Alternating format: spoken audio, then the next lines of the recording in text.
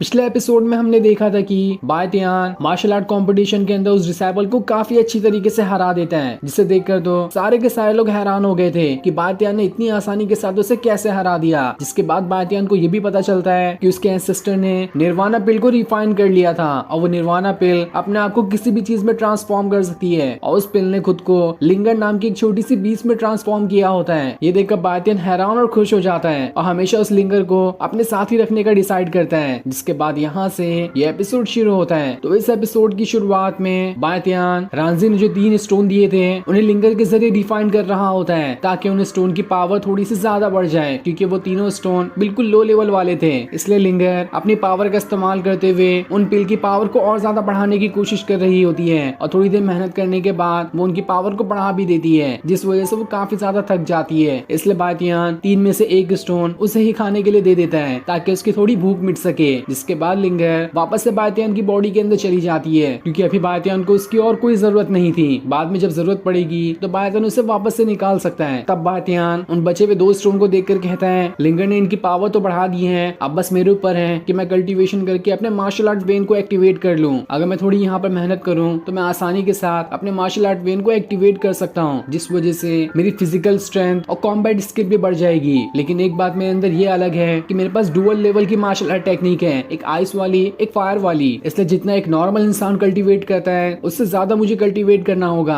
ताकि मैं अपनी दोनों की पावर को एक साथ बढ़ा सकूं। वरना अगर मैंने सिर्फ एक एलिमेंट की पावर को बढ़ाया तो मेरा दूसरा वाला एलिमेंट तो हमेशा के लिए कमजोर रह जाएगा। इसलिए मुझे जब भी कल्टीवेट करने की जरूरत पड़ेगी तो मुझे अपने आइस और फायर दोनों की पावर को बढ़ानी है ताकि मैं अपनी दोनों की पावर को बढ़ाते हुए उन्हें पहले से भी कहीं गुना ज्यादा पावरफुल बना सकूं। जिसके बाद वो वहीं बैठकर अपना कल्टीवेशन करना स्टार्ट कर देता है, जिस वजह से उसके आइस और फायर दोनों की जो वेन्स होती है वो और ज्यादा एक्टिवेट होना शुरू हो जाती है। ये देखकर बायतियान को काफी अच्छा महसूस हो रहा होता है और पूरी रात कल्टीवेशन करने के बाद बायतियान सुबह काफी ज्यादा थक जाता है, लेकिन वो इससे खुश भी था कि उसने अपने 10 मार्शल आर्ट वेन को एक्टिवेट कर लिया बस रात भर की मेहनत के अंदर। और अब उसे उसकी बॉडी के अंदर काफी ज्यादा ताकत महसूस हो रही होती है, जिस चीज से वो काफी ज्यादा खुश हो गया होता है कि अगर मैं ऐसे ही कल्टीवेशन करता रहूं तो बहुत जल्द काफी ज्यादा पावरफुल बन जाऊंगा, जिसके बाद मैं अपनी फैमिली का बदला भी ले सकता हूँ। तभी उसे कुछ आवाज सुनाई देने लगती है, क्योंकि बाहर उसके फादर के साथ कोई इंसान झगड़ा कर रहा था, इसलिए वो वहाँ पर देखने जाता है। तब उसे उसके फादर वहाँ पर दिखाई देते हैं, जिनके सामने कियानशी नाम का एक आदमी होता है जो बायतियान के फादर से कह रहा होता है, देखो मैं आपके लिए काफी अच्छा ऑफर लेकर आया हूँ, अगर आप अपनी बेटी की शादी मेरे बेटे से करवा देते हैं तो इससे आपके फैमिली की खोई हुई इज्जत दोबारा से बढ़ जाएगी। साथ ही एक बार अगर आपकी बेटी की शादी मेरे बेटे से हो गई तो आपने जो हमारी फैमिली से 5 लाख सोने के सिक्कों का लोन लिया हुआ है उसे भी मैं माफ कर दूंगा। और इसी के साथ साथ आपकी फैमिली को प्रेस्टीज फैमिली की मीटिंग से बाहर निकाल दिया जा रहा है, वहाँ से भी नहीं निकाला जाएगा, जिस वजह से आपकी फैमिली को यहाँ पर रिसोर्सेज भी दिए जाएंगे।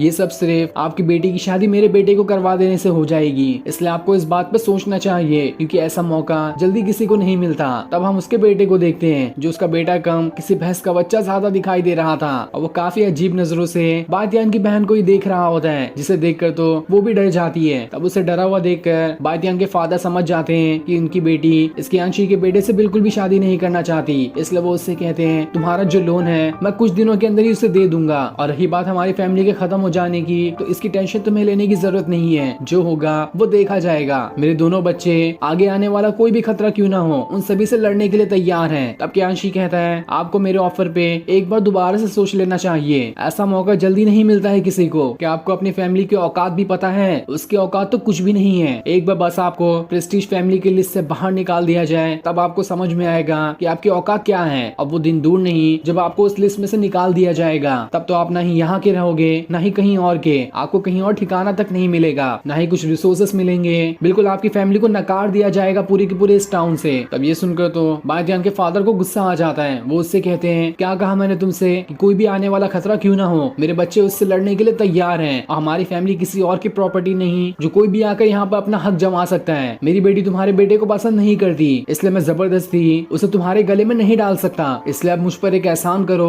और यहाँ से चले जाओ, दोबारा यहाँ पर आने की कभी हिम्मत मत करना। तब कियानशी कहता है ये आखिरी मौका था तुम्हारी फैमिली के लिए, अगर अगली बार तुम और तुम्हारी बेटी मेरे बेटे के पास आकर भीख भी मांगेंगे तभी मैं तुम्हारी बेटी से शादी करवाने के लिए नहीं तैयार होऊंगा। तब वहाँ पर बायतियान आ जाता है, जो कियानशी से कहता है क्या तुम्हें मेरी ही फैमिली दिखती है अपनी जबान खोलने के लिए? दूसरी फैमिली के सामने तो तुम्हारी बोलती बंद हो जाती है। तब कियानशी उससे कहता है तुमने आखिर मेरा नाम कैसे लिया? तुम्हें मुझे कियानशी फैमिली फैमिली का हेड कहना चाहिए। जिस पर बायतियान कहता है क्यों, ऐसा क्यों कहूँ मैं, तुम्हारी फैमिली इस पूरे टाउन में सबसे ज्यादा पावरफुल फैमिली तो है नहीं, तुमसे भी कहीं गुना ज्यादा पावरफुल फैमिली इस टाउन में रहती है, इसलिए अपनी औकात देकर जबान लड़ाया करो। ये सुनकर तो कियांशी का बेटा गुस्सा हो जाता है। वो उससे कहता है क्या कहा तुमने, जबान लड़ाने की तुम बात करते हो, उल्टा जबान तो तुम ही लड़ा रहे हो यहाँ पर आकर, इसलिए टाइम रहते अपना मुंह बंद कर लो वरना बहुत बुरा होगा तुम्हारे लिए। तब बायतियान कहता है मिर्ची लगी ना, यही होता है, सच्चाई हमेशा कड़वी ही होती है, तुम्हारी फैमिली की कोई औकात नहीं जो हमारी फैमिली के सामने आकर अपनी जबान लड़ा सके, इसलिए दफा हो जाओ यहाँ से, दोबारा से कोई भी मुझे अपनी शक्ल तक मत दिखाना। तब कियांशी बायतियान के फादर से कहता है तुम्हारे बेटे की जबान बहुत ज्यादा चलती है, यही जबान देखना तुम्हें बहुत बड़ी मुसीबत में डाल देगी। तो बायतियान कहता है अरे जाओ जाओ, तुम्हारी ऐसी घटिया धमकियों से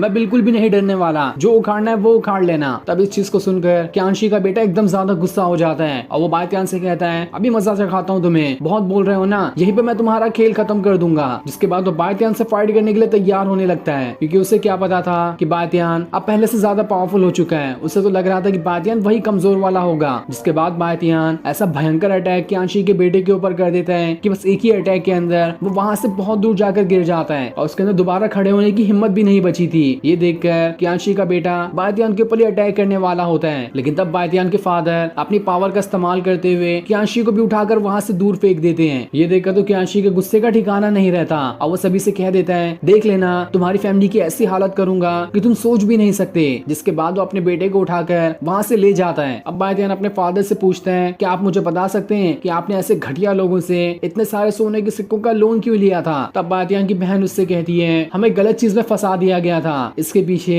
ये कियांशी फैमिली हो सकती है या फिर हान फैमिली हो सकती है। हमने हान फैमिली को काफी सारे मेडिसिन मटेरियल दिए थे, लेकिन जब वो वहां पहुंचे तो सभी ने ये कह दिया कि वो सब तो नकली है और हान फैमिली की इज्जत बर्बाद होने की वजह से उन्होंने हमारे ऊपर 5 लाख सोने के सिक्कों का उधार चढ़ा दिया और अगर हमने उसे 3 महीने में नहीं दिया तो हमारे पूरे घर वर सबको तोड़कर चले जाएंगे, इसलिए मजबूरन हमें इनसे लोन लेना पड़ा। ये सुनकर तो बायतियान एकदम ज्यादा गुस्सा हो जाता है कि ये हान फैमिली इसके पीछे हो या फिर कियांशी फैमिली, मैं इन दोनों को नहीं छोड़ूंगा। जो भी मेरी फैमिली को बर्बाद करने की कोशिश करेगा मैं उसकी फैमिली और उसके पूरे खानदान तक को बर्बाद कर दूंगा। जिसके बाद वो इसी गुस्से के अंदर दोबारा से कल्टीवेशन करने चले जाता है और जहाँ उसने पिछली बार वाली कल्टीवेशन की थी वो उससे ज्यादा लेवल वाली कल्टीवेशन करना शुरू कर देता है और झरने के पास आकर ठंडे पानी के अंदर अपने फायर एलिमेंट की पावर को एक्टिवेट कर रहा होता है ताकि उसकी बॉडी काफी ज्यादा पावरफुल बन सके। लेकिन इस चीज को वो ठीक तरह से संभाल नहीं पाता और वो वहीं पर गिर जाता है। इसलिए वो खुद से कहता है मुझे जोश में आकर ऐसे हार्ड टेक्निक को जल्दी कल्टीवेट नहीं करना चाहिए, क्योंकि मेरी बॉडी अभी तक उतनी ज्यादा पावरफुल नहीं बनी जितना कि मेरे एंसेस्टर की बॉडी थी। इसलिए मुझे धीरे धीरे करते ही अपनी कल्टीवेशन पावर बढ़ानी होगी ताकि मैं अपने सारे दुश्मनों से अपना बदला ले सकूं। और फिर उसके इतना कहते ही ये एपिसोड यहीं पर एंड हो जाता है। Thanks for watching.